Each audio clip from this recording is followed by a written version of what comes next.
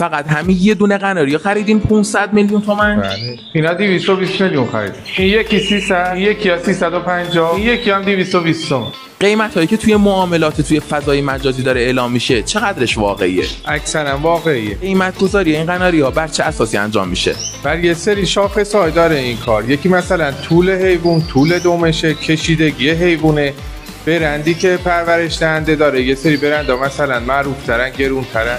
بر این اساس گرون ترین قناری که خودتون امسال فروختین چقدر بود؟ امسال هنوز فروش نکردم، اما گرون ترین جوجه‌ای که فروختم پارسال به آقای مهداد زیرکی 280 میلیون تومان فروختم. آقا مسیح، این همه عشق، این همه پرنده، چرا صاف دست گذاشتی رو قناری؟ خب من حس و حالی که از این پرنده میگیرم، از هیچی نمیگیرم. اگه کل این کار برات ضرر بشه بازم ادامه میدی؟ ما کلی ضرر که این کار دیدیم. این کار واسه پولش نیست، دوستش دارم این کار.